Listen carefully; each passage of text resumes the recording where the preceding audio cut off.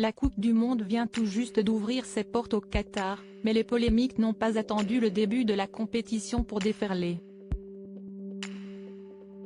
Depuis l'attribution de l'événement à ce petit pays du Moyen-Orient, de nombreuses voix s'élèvent pour critiquer ce choix.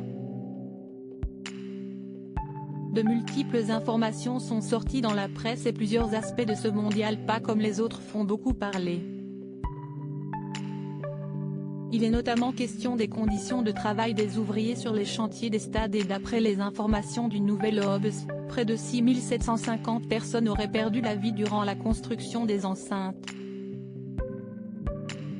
Les conséquences climatiques d'un tel événement sont également au cœur des débats, tout comme la politique en vigueur dans le pays hôte.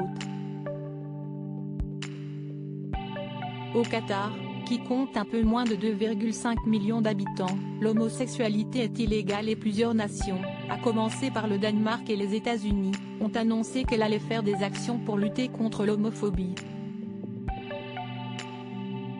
Les capitaines de ces nations devraient porter un brassard aux couleurs du drapeau LGBT, mais ce ne sera pas le cas d'Hugo Lloris, le capitaine français. Lorsqu'on est en France, lorsqu'on accueille des étrangers, on a souvent envie qu'ils se prêtent à nos règles.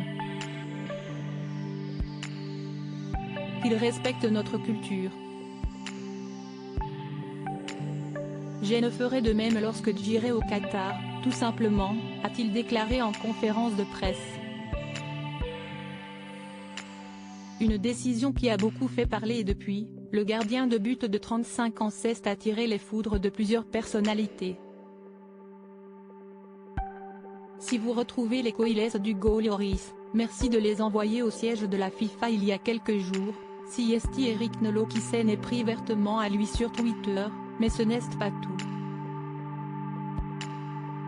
Samedi soir, lors de l'émission Quelle époque, présentée par Léa Salamé, un célèbre humoriste en a remis une couche.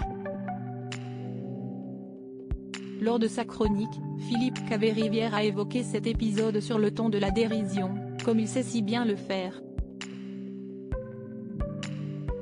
La liste des blessés s'allonge, démarre le trublion, citant tour à tour N'Golo Kanté, Paul Pogba et Presnel Kimpembe, avant d'enchaîner, Hugo Lloris a subi une terrible ablation des coïles. Si vous retrouvez les coïles d'Hugo Lloris, merci de les envoyer au siège de la FIFA. De préférence dans du papier bulle, parce que si est quand même fragile.